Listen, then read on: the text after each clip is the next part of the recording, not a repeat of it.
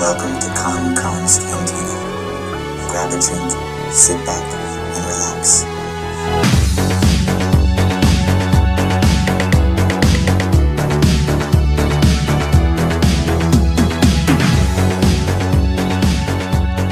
What is up, everybody? It is your boy, it's Konkon. Back at it. That's not again. what you say. It's we back. No, you say that. I say back at it again. Another virtual cantina, but don't worry, we bring the cantina to us. This week, it is your boy, it's Konkon, and virtually through the interwebs, sitting across from me, the PR man himself, not to be mixed up with Puerto Rico, although there are maybe some things that would be better about him if he was Puerto Rican. I would definitely be a better dancer. Yes. Yeah, absolutely. Yes, you would. Yes, you would. Hopefully our audio sounds almost studio quality. I'm super glad to be back in town right before this crazy cold storm, late winter storm that hit everybody, and people literally were dying and losing power in North Carolina right as I left. Wow. Dude, Texas is really bad. Yeah. So if anybody's listening to us through Texas, sorry, Texans. Yeah. It's really bad It over was there. a Stay safe. And brutal 70 degrees today. yes, yeah, it was a harsh with a light wind of about 10 miles an hour over here. Miserable. People at the beach. It was horrible. And the Cantina Splicer. Well, you didn't say your name. It's Jay Breezy, Justin. They know. The person who'd be better dancing if he was Puerto Rican. And the Cantina Splicer himself. Casual Kid, a.k.a. Jordan. There we Guys, this week we are going to be talking Old Republic versus the High Republic. Now, the High Republic, we're going to try not to talk about this in a way where it's a vacuum. We don't have all of the High Republic as a whole, but all three of us, well, me and Jordan, just recently started playing Star Wars: The Old Republic, the MMO game. It is free to play. We downloaded it on Steam. Justin has been a player for a long time, and we've started some of those story missions, and just initial reactions off both, we're going to be comparing the two. But first, of course, housekeeping. Like we've said before, we do have shirts coming. Shirts are out the printer right now. So excited. So be on the lookout for those. Dude, I can't wait. When those come out. And hats. We'll be listing them. Yeah, shirts and hats. We'll be listing those on Instagram via our LinkedIn and you'll be able to find those on Big Cartel. How you can support this podcast, please like and share, guys. Mostly word of mouth is how we are discovered. So sending it to your friends, a link, all that stuff, that it would be very, very greatly appreciated. And if you would just like to show a little bit more support, every episode from pretty much November and here on out has been sponsored by our Patreon, and that starts at $3 tiers. Yes. And we try to have monthly exclusive content. We try to do bigger groups. We do have a 3.5-hour episode out there already. That is just it's absolutely wild. And its follow-up is swiftly in the works. Swiftly. Once again, scheduling conflicts, we all have full-time jobs. We are doing our best. So any type of support that you can give us would be greatly appreciated. The agenda of this episode, of course, not to worry, we'll be going into the cantina. Our special segment, as I said before, we'll be talking the Old Republic pretty much as a whole. I'm sure we'll bring up Knights of the Old Republic as well. And then we will also be talking about that in Versus 2, our current experience in the High Republic. And then, of course, we'll be going into our Cantina of Heroes, where we will be discussing episode 6 of WandaVision. Yes. It was a... Am I right? Yeah, Episode it's 6? It's 6. Yep. Correct. Okay, yeah, just making sure. We're a week behind, so I'm always unsure of myself, like which one are we on? But we are a Cantina podcast, so we're going to go into the Cantina right now.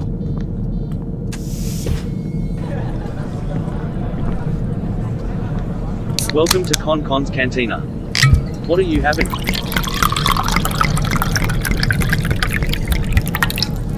But remember, no droids. This week, I'm trying to do less beer right now. Me too. I feel like I've put on some weight, okay? And I'm trying to do some light liquors. So I am drinking. What is this going to be? Yes. Yeah, Like so I'm a doing light like color? gins and vodka. Yeah, Okay. gins and vodkas. Okay. So I'm doing I didn't have any good limes, unfortunately. That would just make this so much better. I'm just doing what I would call a skinny mule. So it's sugar-free ginger beer and just Tito's vodka. Okay. I'd say just a straight 50-50 mix, and it's a 5 out of, well, I'd probably say it's more like a 3 out of 10 because the sugar-free ginger beer like really brings it down. Yeah. But it's still good. It's still good. You know, I'm just trying to watch the calories a little bit, so that's what I'm drinking. What are you guys drinking? I brought back a bottle of something that I was desperately trying to find some good bourbon when I was in North Carolina. Being that close to the heart of bourbon country, but it's proved to be more difficult than I expected. What I found is this. This is creek water. It's got a Creek water. Got a super cool, I don't know what you call these, like a swing top, kind of like a old school bottle. Pop top. Which is literally, you guys know me, I'm a sucker for a label or a cool looking bottle, and that's why I bought it, because it's has a cool sound when you open it too. But awesome. I knew literally nothing about this. It is a 100 proof whiskey, which was immediately a plus for me, and the price point wasn't bad. Oh yeah, 100 proof, 100. It was right under $30. So I'm like, 100 proof, $30, cool looking bottle, can't go wrong. If you can see how much I drank out of this, pretty much only the neck is gone because. Yeah. I was drinking a lot of delicious, delicious beer, which I brought back for all of us, which when we can get back together, I have it saved to talk about on the show. Nice. But I was going from drinking very good beer to trying this bourbon, and at the time, I did not like it. So this is a clean, fresh palate. I'm going to try this right now. Okay. Oh, God, it's firewater. Yeah. Oh, my gosh. So this is made by it's an artist. What's his name? Yellow Wolf. The white guy rapper. Yes. This is I didn't know this at the time. This is a product by Yellow Wolf. It is It's distilled in Durham, North Carolina. It's a mix of 21% rye, 4% malt, 75% corn. So it's nothing crazy in the mixture. It's not a corn whiskey. It's not a rye. It's got a little bit of everything. Their description, they say aromas of tobacco and maple syrup. I definitely get a tobacco-y cinnamon smell or initial nose. Okay. And then tobacco's like kind of tastes like dirt to me too. Yes. It tastes like that's not going to help. It says spicy hints of cinnamon. I'm reading that right now, and I 100% I got cinnamon. That's the number one flavor. That's why I called it firewater. Is it's got that cinnamony flavor. Mm-hmm. When you say cinnamon, is it like cinnamon on the back end, or is it like Fireball cinnamon? It is cinnamon on the back end. It leaves like a cinnamon taste on your tongue. Kind of like larceny. More than larceny. Larceny has a smoother. I would say it tastes a little more harsh. I don't really know if it's any more than larceny. That's not a good thing. I don't know really what I'm going to do with this. This might be a mix it with some Coke, and that's about all it's good for. But it's got a really pretty bottle. I'll probably peel the label off and use the bottle. I just bought a $30 bottle full with garbage water. Yeah. Oh God. Jordan, what are you drinking? Rating. I got to give this one a rating. I give this a 2. I give it a 2. Oh, dang. 2? Okay. You can use it for something. It's not completely worthless, but I probably won't finish this glass.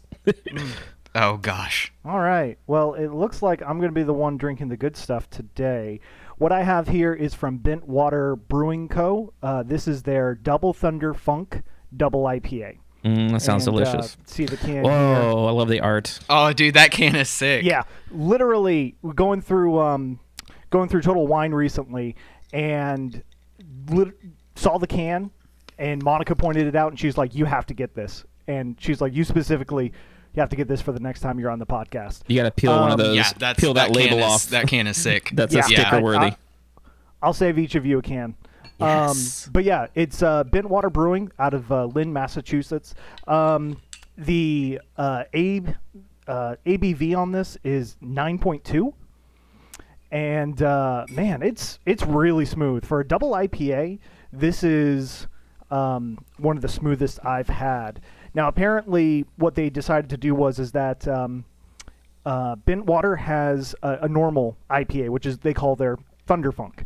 And they did some experimenting and wanted to try some new things, so they decided to make it a double IPA, and that's how this came about. This is really good. This is a solid 7 Mandos. Where are they out of? Did you say where they're out of? Yeah, they're out of Lynn, Massachusetts. Massachusetts, okay. Yeah. So, solid 7. I would say it's a very smooth IPA, and it still has that IPA flavor, but it doesn't have the harshness to it. Is this the first of their products you ever tried? It was completely brand new? Cool. Yes, I haven't tried any of their stuff before. I don't know their catalog of beers, but I recommend it. I definitely do. 7 out of 10. Sorry, I'm laughing because if you just noticed, I looked over here and I went like this. Because I'm going to put you right here. So we got like a Brady Bunch thing going. So, Justin, if you look to your right and then... wait. My right over there? Yeah, if you look to your right and then slightly... dude, it's messing with my head right now. Yeah. Because anyway, yeah, I was like trying to get like a Brady Bunch thing going, like where we're all looking at each other, like.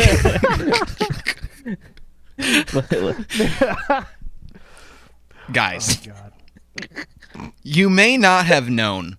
Now, in the Star Wars community, these intros this drink is bad. and cutscenes have been passed around as what people would, in my opinion, literally consider a standard for what Star Wars should be.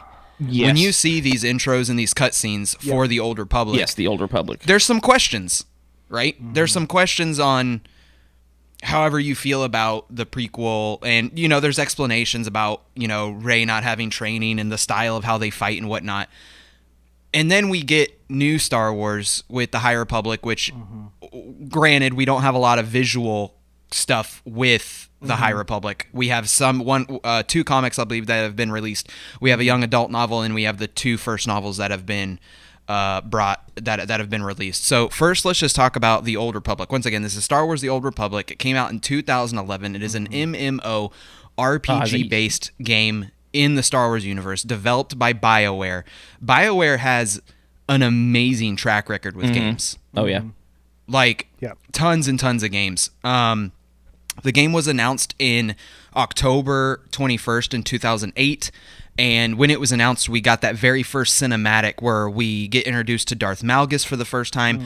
We get all these great new characters that Satele Shan, who goes on to become Grand Master of the Jedi in the Old Republic times. And to be fair, this is before the events of Knights of the Old Republic. Okay. This is... Unfortunately... Go ahead. Yeah, this is thousands of years, if I remember right, before Old Republic. I can't remember off the top of my head. If you go... It depends, because, if you go based on, how many patches and how many DLCs the game has, it's not terribly far behind, but it's definitely a giant. We're talking 35 to 4,500 BBY. I mean, it's definitely way before any of the movies. Right. I wish that so much of this game was canon. So we'll just get into a little bit. What you were just saying about that, this game is very unique in the fact that this is the only piece of Star Wars content that is currently active with new content coming out that was pre the Disney buyout and continued through the purchase and still has new stories coming out, but they still don't consider them canon. So it's really in a really weird... kind of that and Galaxy of Heroes. Is Galaxy of Heroes not canonized at all?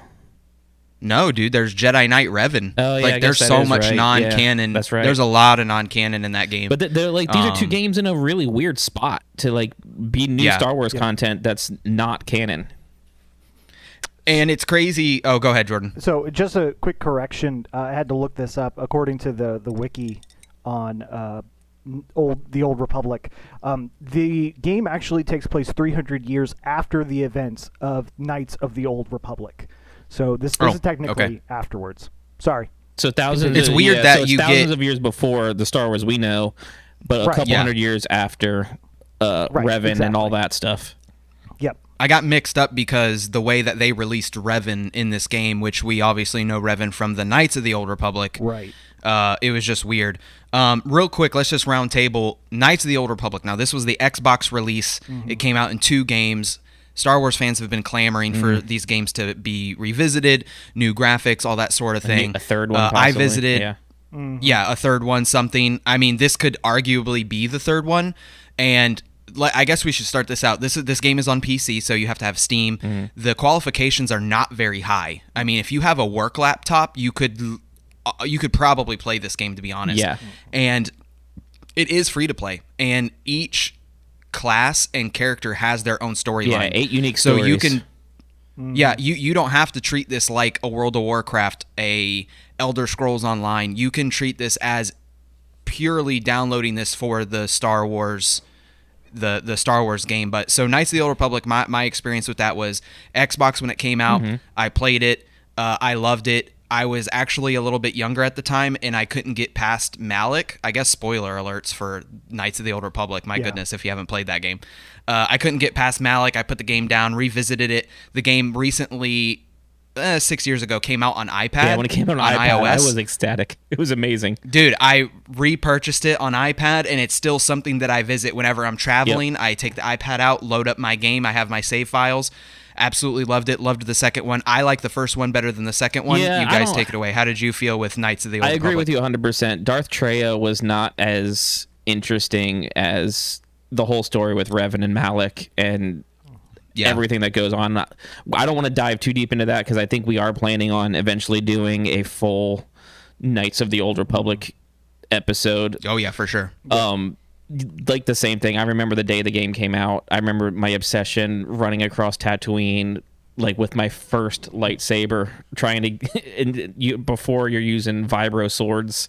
God, that game is it's just an awesome game. The storyline, Revan's one of my all-time favorite characters. Yeah. I've actually had only a more recent history with Knights of the Old Republic, because it was a game where a lot of my friends grew up playing it. They really enjoyed it. They could not spoil it. So before I even ended up playing the game, I had... You okay there, bud? I'm opening something else because I can't drink that. You're getting violent. We're gonna need like a second Cantina segment just to see what else he's drinking now. Wait. Anyway, yeah. Talk amongst yourselves. Sorry. So we I didn't really play the game until recently, and even when I played it recently, I didn't get very far into it. It was just one of those games that now that I'm older, it's harder to have a enough time commitment for it. Yeah, it is a long game. But the thing is that the game's been out for so long that I know everything about it. I know most of the characters. I know this plot and everything, and I really think it's really cool. I just personally have never had a chance to get through it. So I got a question then for you, Jordan. Yeah. If they gave this game the Final Fantasy VII treatment, where they completely recrafted the entire That's game, such a good question. would you give it a shot. Would you be more apt to giving it the time and dedicating that time, or is it just kind of now you know the story and you know the bullet points of everything? I would probably give it another shot. The problem is that this game, even playing it recently, it still looks good. It still plays really well. I'm somebody who really enjoyed growing up playing Dungeons and Dragons and the whole D20 system, which is what the game's based off of. So those are the parts of the games that I really enjoyed. It was just, I know the game takes a lot of time. I know I'm going to get sucked into it, kind of like how we're getting sucked into this Old Republic now. And because I know everything that's going to happen, it kind of spoils it for me. But to answer your question, yes. If they did a remaster of this, I would probably pick it up and play along with you guys and just enjoy the game mostly blind. That would be an awesome experience. The Old Republic, now Knights of the Old Republic, once again, that's two totally different things. It's not really something that we talked heavily about in the intro. The main focus was the Old Republic. Once again, this is the PC version. Started playing, downloaded it on Sunday. Today's Wednesday. Been playing it for about 4 days now. I'm super in love with it. I already have 2 characters. One's level 36. The other one's level 24. Jesus. The actual storyline, and this is where we're going to get into the meat of this segment, is I'm not feeling the High Republic. And I know you feel the same, Justin. I know Camping Comedian feels the same. I'm almost done with the first book. I literally moved on to Claudia Gray's book. And Claudia Gray is like literally one of my favorite she has written my favorite Star Wars book, which is Lost Stars. I don't know if it's the focus on the world building or it's I don't know what it is. Nothing is drawing me in. I have no connection to the characters. There's not like a main character still, which I think is a problem. Like there's no Skywalker. Even if you there's no Skywalker. And the reason why that's a problem is like if you look at like Phantom Menace and we have the introduction of like Obi-Wan, Qui-Gon, and Anakin. They're like this trio. They run around. We get the the addition of Natalie Portman. Then when we get to Coruscant, we get this huge big picture of all these Jedi, right? Like we know they exist. We know we're there. But I don't need like a dissertation of every character, where they come from, what they do, how strong they are, what their point is. And I feel like that's what both of these books are doing right now, and it's too much information. I need a main character. I need somebody to attach myself to. And the Old Republic is doing this in a way where the storyline reminds me of like Attack of the Clones, where Anakin and Obi-Wan are kind of brought down to this level where they have to be police, like they're investigating a crime, right? They're trying to find out who's trying to assassinate. Before you get in there, break down who it is that you're playing the story of, since they are all 8 totally different stories. Yeah. In Old Republic. Okay, so currently I'm playing a Jedi Shadow, and I am also playing a Jedi Sentinel. Okay. So if I remember, the Shadow is a sage, they call it, don't they, in the game? Like, you have, so Jedi, you have a main class, and then you have 2 subclasses for each class. So you have Jedi Consulars, which is like your Ahsoka style Jedi. They use 2 sabers, a main saber and an offhand saber, and they also have Guardian, which is your Qui-Gon Jinn. They do a lot of damage. They can heal themselves. They can do that kind of stuff. And then you have the Jedi Shadow, which is a rogue type class. You're stealth. You can sap enemies. You have a lot of crowd control. But their storylines is very like I don't want to say more day to day. Even these stories are they're sucking me in more than the High Republic. Now, I almost feel that's a little bit unfair, though, because playing the Old Republic, as you're playing through the story, you're still crafting how you want to play and the story that you want to tell. There's a system, at least within the Jedi, where you can choose light side or dark side depending on your choices of how to go about things. Now, I think that's where Old Republic has the advantage, is that you can craft the story the way you want. You can be the main character that you want to be, but that's you true. can be an evil Jedi if you want to. Yeah. But from the sound of it, it sounds like High Republic is unfocused as to who the main character is and what's going on. So maybe that's the problem that you're facing right now between these 2 stories. Yeah, the first book is definitely all over the place. The second book from Claudia Gray, I'm like about 2 or 3 hours in. It's still kind of all over the place, but it is much more focused on specific people than the last one. It's not jumping to different parts of the galaxies, and you're not spending 30 minutes hearing one person's story that has nothing to do with the next 30 minutes of story. But it's just missing something. There, like Connor said, there's no like one character that you just get drawn into that's like your hero or your anti-hero. There's it's so much setup, and I'm hoping that the setup will eventually pay off. I mean, and that's why I said earlier, we are looking at this through a vacuum, right? We don't have all this media from the High Republic yet. And they're, to Jordan's point, they are 2 completely different forms of media. One is a video game, which is, what's the word I'm looking for? You get engrossed in it. It's all encompassing. You have a mouse, you have a keyboard, you're actively participating. You're not it's interactive. Driving or it's interactive. You're not sitting or reading. So there's definitely some differences, but I mean, some of the purely story based though. Yeah, and I mean similarities. These are both times totally different than the sequel or the Skywalker saga because the Jedi are in full effect in both the High Republic and the Old Republic. I think the biggest difference is there's no Sith at all in the High Republic as far as we know at this point. Yeah. Whereas in the Old Republic, you still had Sith floating around. So what would take the High Republic to a point that you would be at the same level of interest as the Old Republic story-wise? What needs to happen for you to feel as invested in the Old Republic in the High Republic as you do the Old Republic? I probably haven't given the Nile enough of a chance, but they're not doing it for me. No. They don't pose a sense of threat to me yet. Throw in a side quest. Give me you're hunting a Mandalorian or something that's familiar. There's so much that's unfamiliar about the High Republic right now. Yoda's been teased, but never really gotten anything. We know he's there, and that's about it. He's on a sabbatical, I think they say, with some younglings, and that's about it.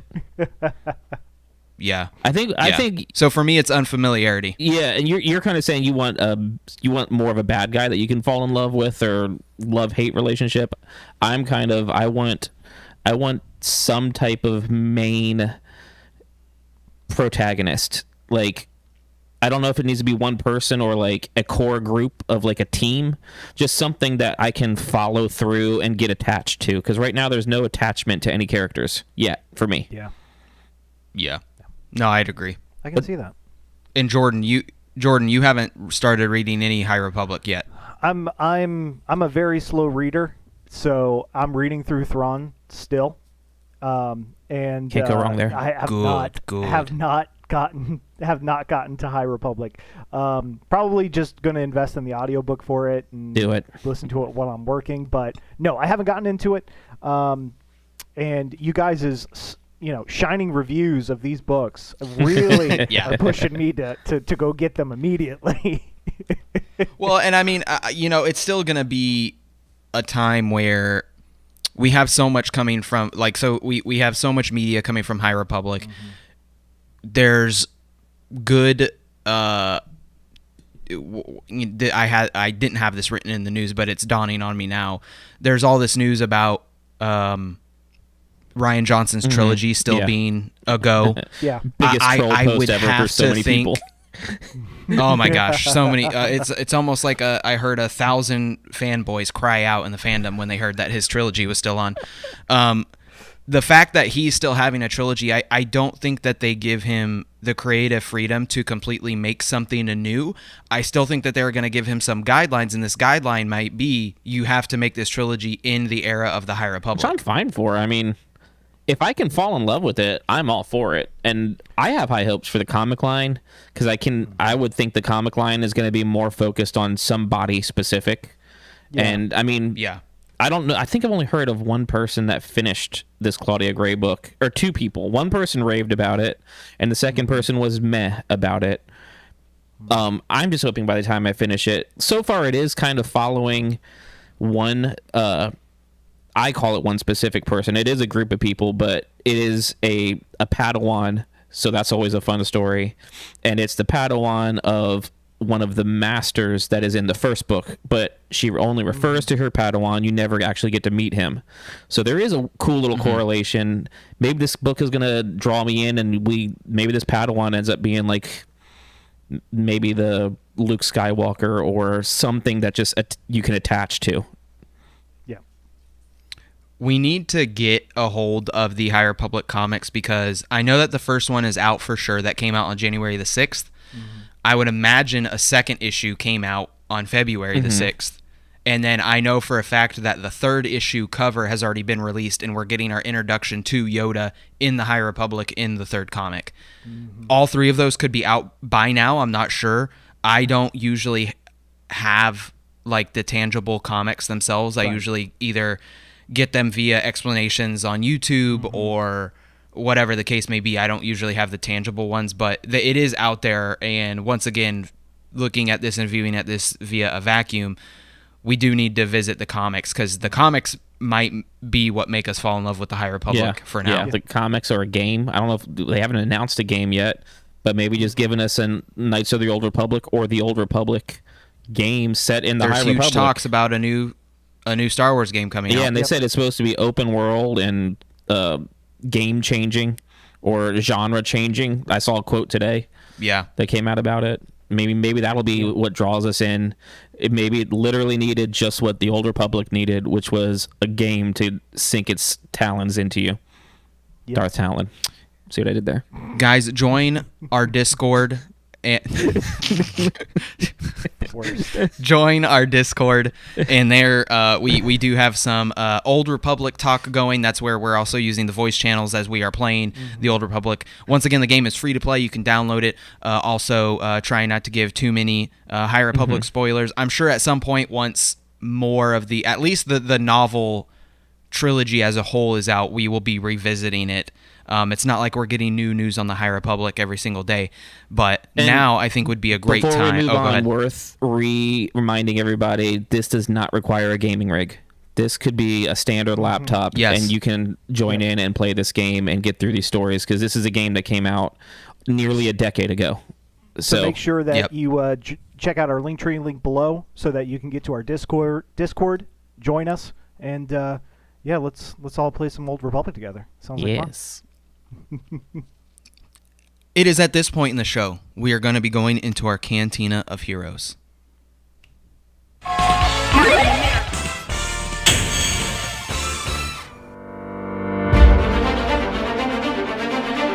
Welcome to the Cantina of Heroes. Your friendly neighborhood Spider-Man. I am the knight. I am Batman!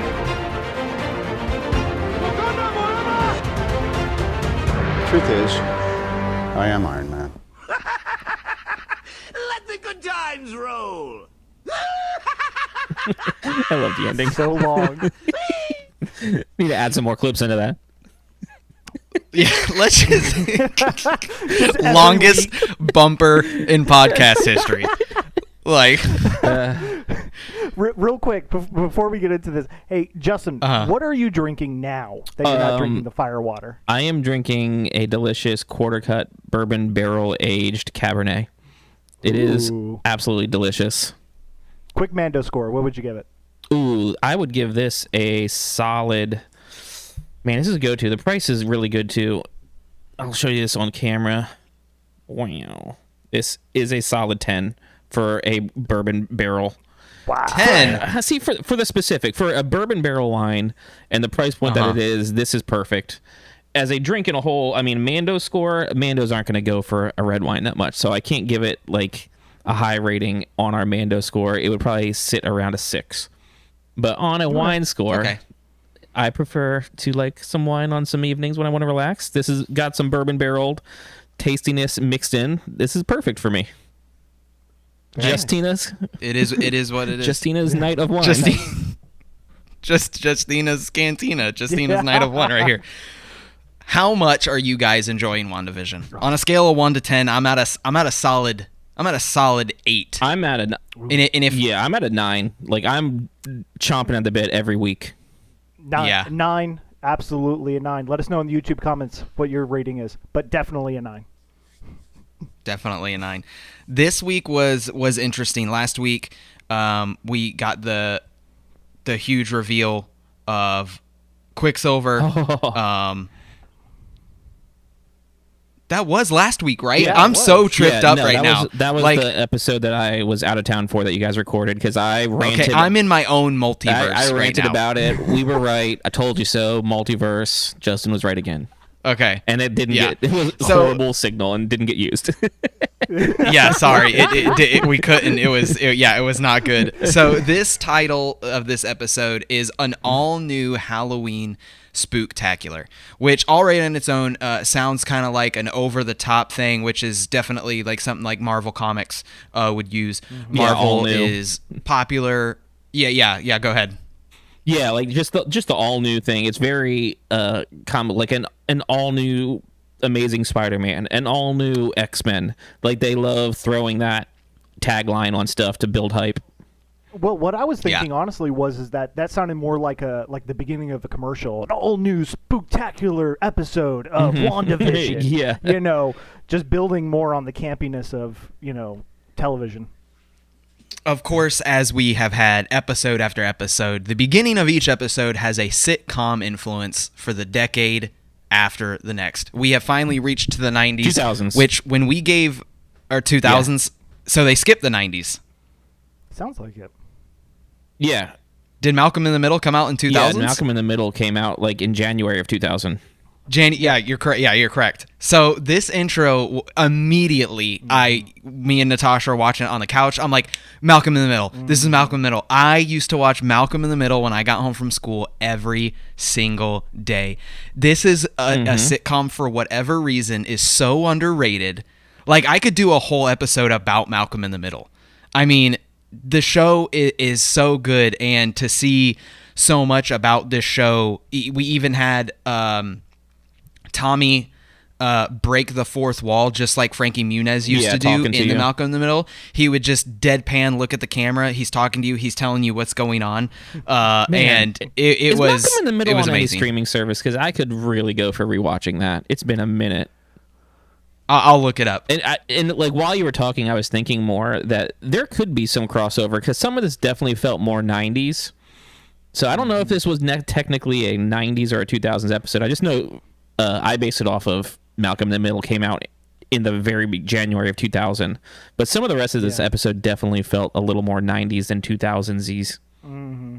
I think it was a crossover because, you know, there was a lot of grunge elements that I still saw there from Quicksilver's character that could be carryover from the 90s. So I think they just kind of meshed them together and hope nobody would notice. We might know better with this episode. Maybe this episode will be like ultra 2000s, bell-bottom, low-rise pants and everything. Jinko jeans. Well, they already made the reference to the ultra low-rise jeans in this episode, too. Yeah. Monica says that, right? Oh, yeah, that's right. That's why that might have been in my head. So let's talk about their Halloween costumes. Oh my God, it is so Halloween in Westview. And the Halloween costumes, we saw these in all of the previews, the trailer premieres. Yes. So we knew that this was going to happen. One of the shots that was different, like right off the rip, was Agnes. The clip that we got of Agnes in the car talking to Vision is different in the movie trailer than it is in the actual show, which didn't have a bearing, nor did it like affect the overall story. Right. But I'll talk about Scarlet Witch, and then you guys can talk about Vision and Quicksilver. Okay. Scarlet Witch, once again, kind of reprised her actual costume as she was introduced in Marvel Comics in the 1960s. She has like the crown. Elizabeth Olsen is stealing my heart for reasons that are blatantly obvious. Never liked her like in the slightest. Now I'm just like, give me more Elizabeth. Put her in Star Wars. Like, yeah. I mean, I feel like even Scarlet Witch's character, or Wanda Maximoff, didn't do a whole lot for me in the MCU before this, and now it has me wanting to go back and rewatch. Like, I literally did. I went back, I rewatched Age of Ultron because I wanted to see more of her, and I rewatched Civil War, and I almost started from Age of Ultron and watched the next several movies because I was enjoying her in this so much. I wanted to refresh the background. Yeah. Literally this past week, Age of Ultron came out in a weird time where there was literally no other movies. And if they were there, they were being stomped out of the spotlight by all the superhero movies. Yep. I was so over the MCU. I was too. And this was 2014 or 15. It was around there, yeah. I was the same. I think I saw it once in the theater and never cared to rewatch it. Like, I was just burnt out at that point. Yeah. Yep. And, you know, the character of Ultron kind of stole the show of the entire movie initially. And you didn't have a lot of the character building of the Maximoff twins in the movie itself. They were there, they kind of started helping, and then the movie was over. So, you know, definitely seeing the world building of WandaVision now adds depth to them in these movies, rewatching them for sure. Yeah, and I was a little peeved that because they didn't have rights to X-Men, they couldn't have the twins be the children of Magneto, which was a big stinger. So I was a little peeved about that. Huge stinger. But they made sure to bring back Pietroff's original look from the comics in his Halloween his Halloween design with the hair in the slip back and the lightning bolt. Yep. That was a really, really cool callback for sure. Yeah. And then Justin, Vision. Oh, Vision was awesome. He went to his classic, like, old school suit that you saw him in the comics growing up. But they didn't say that. I like that they identified that he was a Mexican wrestler, like a luchador. Rather than saying and I love that. Except they gave him kind of like gym shorts over it, and he was wearing like some Chucks, so it wasn't exactly yellow Chucks. Yeah, but I loved that. Like they gave these guys their classic first appearance outfits. It was great fan service. Absolutely. Now that we have the reference to the luchadors, this is obviously a callback. Nacho Libre will be showing up in the MCU. Enters the MCU. Jack Black. Yep. This has been a huge thing ever since Ragnarok using not Smoke on the Water. Why is the name escaping me? Led Zeppelin. Led Zeppelin. Thank you. Ever since Immigrant, yes. Ever since that and Jack Black using it in School of Rock, he's been petitioning that he did the Immigrant song better than Chris Hemsworth did, and he says, I need to be put in the MCU. Mm-hmm. And if you look at Jack Black's TikTok, if you haven't, go look at it. It's hilariously amazing. I need to see it. He does nothing but MCU-style TikToks. Like, he's dressed up as Thor. He's dressed up as Iron Man. He does like just a whole bunch of crazy. Yeah, Spider-Man. He does a whole bunch of crazy stuff. The Chris Hemsworth workout. Oh yeah, the workout routine. Yes. It's just hilarious. So yeah, more Jack Black. His gnarly old man beard. Quicksilver, once again, Justin and myself and Jordan disappointed once again that Quicksilver himself is not a mutant. Now, an interesting fan theory that was brought out is when they start talking to Monica in the previous episode that every time that she enters the Hex, it has changed her DNA. Now, the reason why that's interesting about it changing her DNA is there's this whole possibility of her being able to now be a mutant because she's gone into the Hex and it's changed her DNA. Yeah. Right? Monica could be a mutant because her DNA is being changed. How do they introduce mutants into the MCU, which we don't have to get into that. We talked about that a little bit last week. Yeah. But Quicksilver was not. He had like this, obviously, an uncle role because he is the brother of Wanda in this episode. And they're calling him Peter instead of Pietro, which was another small change, too. Yeah. And to go along with your point about the mutants, it kind of does make sense because as we see in this episode, the kids their powers start to resurface. We never have had kids in the MCU have powers that suddenly just start appearing. That's a good point. And that's how mutants work. That's, as you get older, your powers start to develop. Exactly. So this could be leading to mutants becoming a thing. And they're showing how, as kids, they're setting the precedent, how kids in the MCU now will start getting powers. We'll see. We'll see if that ends up happening. But I think that was a nice nod for sure to mutants. Going along with that, we were chatting in Discord on, I can't remember if it was Friday night or Saturday night right after this came out, and going along with what you guys are saying, I was like, that's so awesome. Maybe this is how she gets her powers. Chloe in our Discord had a great idea. Is she said, what if she already has her powers? Hence why when she told her DNA was changing, she had no hesitation saying that she was going to go back in because she knew her DNA wasn't changing. Her DNA had already changed. She already had manifested some type of powers even before the blip. So that was another option, which I was like, oh man, that's thinking outside the box. That's a great idea. Yeah. Maybe it's for sure. They're all thinking it changed because they looked at some blood sample from Who knows when she started with Sword? We don't know how recent that original blood sample is, and now it's changed. It could have been anything. So I'm really curious to know where it's going to go, especially now that Darcy got sucked in. Oh yeah. Oh god. So Darcy is sucked in. The two next points that I want to talk about. First, let's talk about Agnes in this episode, which the big fan theory for Agnes is that she is going to be Agatha the Harkness. And also, let's talk about Vision branching outside, bursting through, the pushing hex, through. Yeah. Bursting through. Yeah.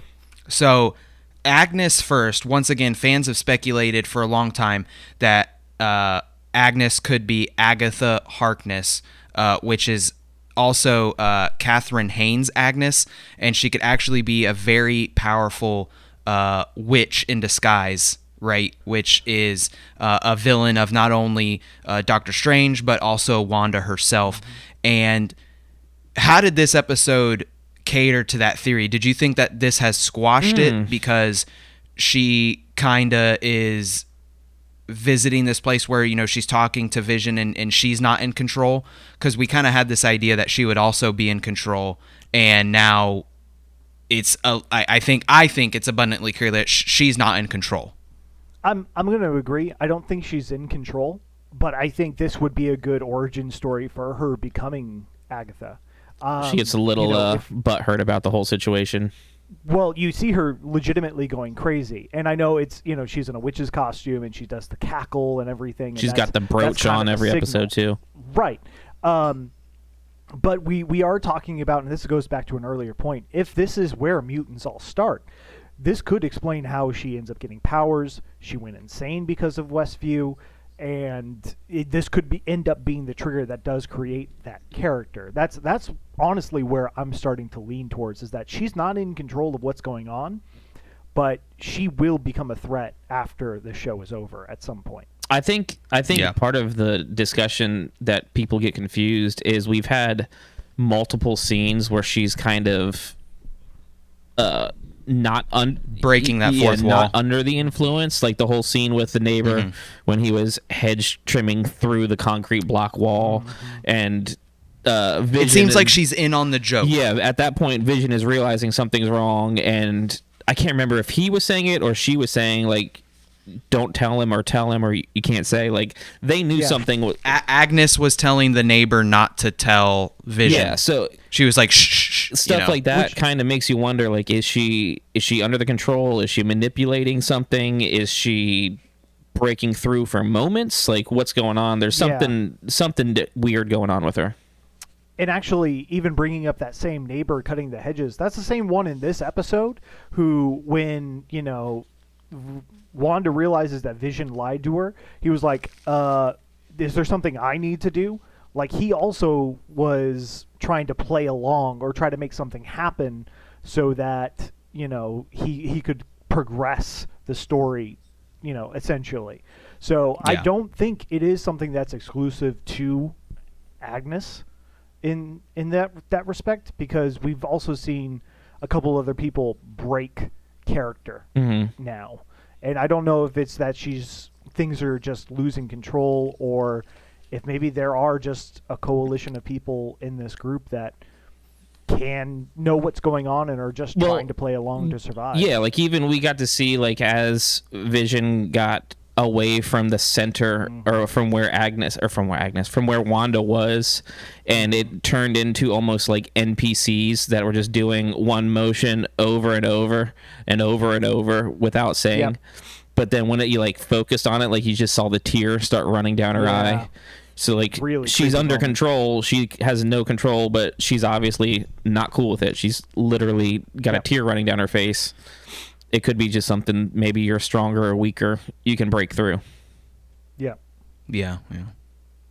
And we've seen that before too, like with Vision tapping into people's minds, right?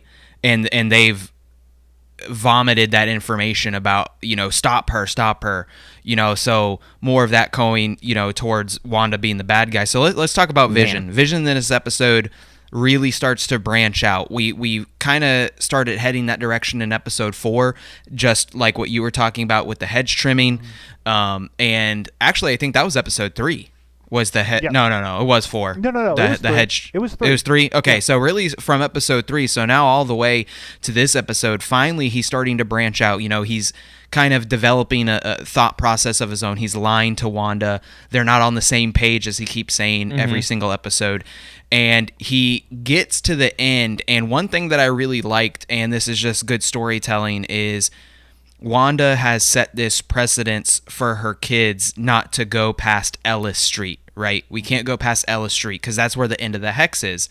And, Vision just keeps walking, and he's getting farther away. And the farther away he gets from the center of town, which we see by the sword operation, there's this huge activity from the people. The closer you get to the center of the town and the farther you get away from it, the activity starts to stop. He gets to the edge, and then, of course, we zoom out, and what do we see after he talks to Agnes? He's at the end of Ellis Street. Yep. And he then branches... Oh, go ahead. The other cool thing is when he kind of does, like, the little zap to her, and she's talking to him, he has no recollection of who or what the Avengers are or being an Avenger, which was super, like, what? Okay, like, so he's, like, a totally, like, memory-wiped version of Vision. Yeah. But he still has, like, as we're about to get into, the complete selflessness, which is why he could pick up Mjolnir. Right. And to go along with that, what's going on outside the bubble right now is that Monica, Jimmy, and Darcy have all been kicked off of the team because of quote-unquote insubordination. And they're trying to just figure out what exactly is going on within SWORD. And find out that Hayward, the lead guy, has actually been able to track Vision this entire time using a vibranium tracer. So we start to learn that he's doing this more than just for security reasons or because of an order. There's something very sinister going on the SWORD side. And that's a cool continuity thing too, because back to our Age of Ultron talk, we bring up, that's when Wakanda is first talked about and first introduced in the MCU, is in Age of Ultron, and we get the arms dealer that we see in Wakanda, the guy that gets his arm chopped off. His name is escaping me, but his arm is chopped off by Ultron himself. Smeagol. And yeah, exactly. And that's brought up because they think that they used the last bit of vibranium in Cap's shield, but they later find out that that's not the case, and we get the introduction into Wakanda. Yeah. So I think this is something bigger, or I guess the continuity play that I was talking about is it's cool to see that vibranium is something that's known about now in a world organization like SHIELD has the technology to track that and understands that it has power, and they can pinpoint that. Right. And so that leads to them tracking and realizing Vision's coming to the edge of the bubble and Vision breaking through. This squashed my theory. Well, okay, I'm not going to say it squashed it completely yet, but I'm teetering on the edge just like Justin is with, Mando's ship. I mean, he almost has completely lost that argument, and I'm almost going to be completely inaccurate in your statement, sir. So may she rest in peace. Dear Lord. Listen, just as Justin has lost the Razor Crest argument, it does not the Razor seem. Crest, but I won the argument. We all lost. We all lost when the Razor Crest got blown up. When the theory that I had that is the stones have their own power. They cannot be killed by any external power that's established in the MCU. They can only be killed by each other. Yeah. Because that stone is somewhere out in the universe, and when Tony snapped, all the stones scatter, right? Vision is himself, and he has been reanimated. But then this kind of leads to, like, as he's starting to decay and he's getting pulled apart, he's reverting to the body that Wanda steals. Yep. So maybe he does only exist, or maybe he hasn't figured out how to exist. Maybe there's something that is keeping him tethered to this hex that he hasn't discovered himself. Like you said, Jordan, and Justin, he doesn't know he's an Avenger. Mm-hmm. So if he doesn't know he's an Avenger, he doesn't know how powerful he is. He doesn't understand. He just knows he can fly. He can do, he can touch, he can tap into people's mind. He doesn't even understand his untapped power that comes from the stone that makes him, right? So he may not have discovered this way to become untethered from this hex yet. That's what I'm hoping still happens. Yep. Yeah, and I'm really excited to see what's going to happen because the whole thing Wanda does when she realizes Vision is trying to break through because her children, or her child, I should say, is able to sense it, which that's when he chooses to manifest his power. Is she expands everything. She makes her hex bigger, and we know that Darcy gets sucked in. And I can't wait to see who, because I have a whole theory on this, on who, when Monica says, I have a guy that's going to get me in, I have a strong theory of who I think it's going to be because of a couple other Let's things. just talk about it now, because I've said this, and there's some people in our Facebook group, if you're not in it, join us, who disagree. And I think me and you are on the same page with this. Reed Richards? Reed Yes, Richards. That's who John I think. Krasinski. I wish And, if yeah, it was him, yeah. I would lose my mind. Lose my mind if it's John Krasinski. But that You would know be what? That's a awesome. whole nother. We need to cast new MCU Fantastic Four. Who would you pick? Not right now. Not right now, but later. I already know. All right. Well, we'll revisit that. But Yeah. Justin, continue with Reed Richards talk, because at Disney Investor Day, they made a specific comment about revisiting Fantastic Four. It's one of the we got go a logo back for in. it. We got a logo for it. Go back. We do have a Disney Day Investor episode. We also have an Insta Take. We didn't talk about Fantastic Four there, but we talked about the whole thing. Right. And she said something that was key to why I think it's Reed Richards, which is he was an Aerospace and of course- engineer or something like that. I can't remember the exact. Now the reason why that's important is because astronauts have a degree in aerospace engineering to become astronauts. Right. It's not mandatory, but 99% of astronauts have had that degree. Well, going along with that, like in the first episode where we see her go into Sword, is it episode 3? Episode 3. They make Yes. reference to astronaut programs. They make reference to the Yep. word cosmic. And then in Yep. episode, I think it was 5, Monica makes an offhanded, like, quick remark about she would need extremely strong radiation shielding.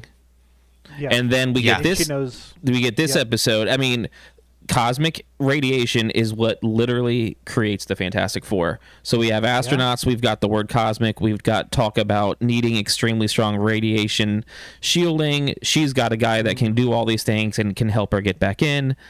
I mean, to me, the pieces fit together perfectly. I desperately want it to be him. I mean, for all we know, maybe it's not him. Maybe it's Sue Storm. Maybe they throw us and they go Sue Storm instead of Reed Richards. But still, introducing anybody True. from Yeah, the that Fantastic could Four be. would be a Or Doctor fantastic Doom. thing It for could them be to do.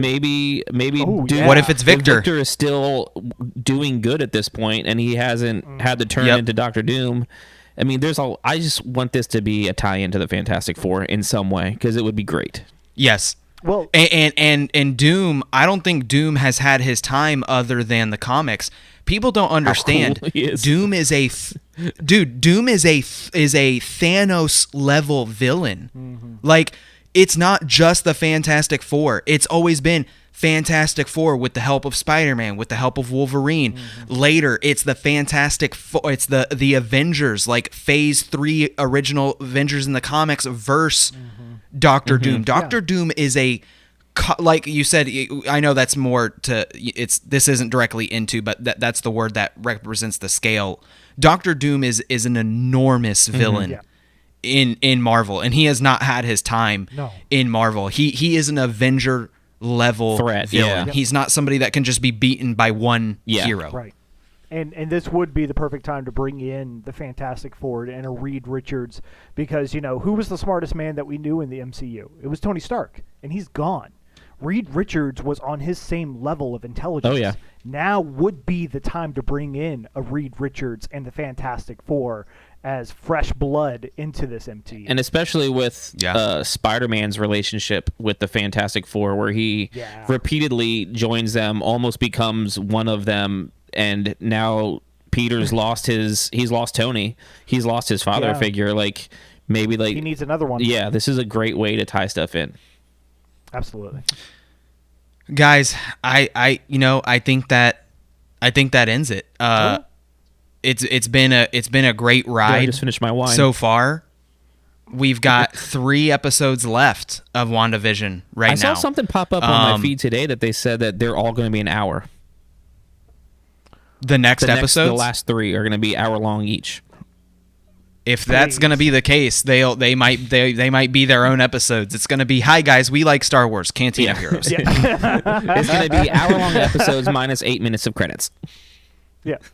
8 minutes. Try like 13. No. It's a special segment next week is going to be like, you guys still like Star Wars? You do? Okay, cool. Cantina of Heroes. Cool. Let's do this. Cantina. Yeah. You know, I will say this. At the end of WandaVision, if there is not a Marvel end credit scene, a stinger at the end, I will be very upset. Well, we got it in Mandalorian. I mean, we know that we're going to get Falcon and Winter Soldier following this up very quickly. So excited. Maybe it'll be like a tie-in with them. Great time to talk about news. One major topic. It's everywhere. Now, we are going to preface this as no need to get into personal beliefs things like that. It's about Gina Carano. We're not going to take the point in the conversation where we start agreeing or disagreeing with her comments. That's not going to be what our subject is. We're going to talk about the facts, which is the facts is she was not fired, because that term is not proper because she was never hired. She was basically a contracted employee, and her contract is not being renewed. So she will not be revisiting the project of The Mandalorian. She was a free agent that was participating in the show, and she will no longer be on the show. My personal take on her character is she doesn't need to be in season 3. No. Where we kind of left off in our season 2 review and where we think the show is going with this Mandalore-centric, like who is actually Mandalore the Great, the Darksaber, she does not fit into that puzzle piece. If Baby Yoda, if Grogu is not around, she just no longer fits the story. Yeah. Now, she fit into, if anything, the ranges of the New Republic more than the Mandalorian at this point. And that was a stretch because her acting was, I mean, that was always her weakest point. Yeah. We're not losing losing like an Academy Award winner from the show or something. No, and you know, I think there's still plenty of people in The Mandalorian that could be the new Ranger. Like now, if let's say Gina Carano was the focus of the New Republic, which that was never confirmed. That's speculation based off of the badge, and that was it. Which at this, you know who else had a badge? Give me that Cobb Vanth. You know who else? If Timothy Oliphant. You know who else had the badge that was giving it to people? Angry Appa. Who? Appa. There's so use a sneak attack. There's so much. I mean, look, I'm not trying to take away from either side. I think that there are a lot of people that identify with the character Cara Dune and that are very upset to see the character not be on. And here's the other thing: season 3 has not started filming yet. Am I correct? No. It has not started filming. They are either starting or about to start Book of Boba Fett, and then the filming for Mandalorian season 3 comes after that. Guys, a lot can change. Nobody knows. Okay, I'm not going to say nobody knows. There are people that know exactly the reasons that what that went into, why she's not on the show, all the ins, all the outs. Not going to talk about anything else besides that. This could literally change. She could be reintroduced into the show. Yeah. It hasn't started filming yet. You know, I'm sure there could be some sort of a legal battle. If anything, she could probably get involved with a slander of name or character. Yeah, because they issued a statement directly at her and directly about her social media posts saying it was, I can't remember the verbiage that they use exactly, but unacceptable for abhorrent. Which, I mean, that's you could take an angle of defamation of character if you wanted to. Yeah. I mean, I don't know what it would do for her career if she did that. Probably wouldn't make her super desirable to be hired. Yeah, I mean, and I mean where she's going anyway has already put her in a specific lane that isn't going to continue any other way but that lane already.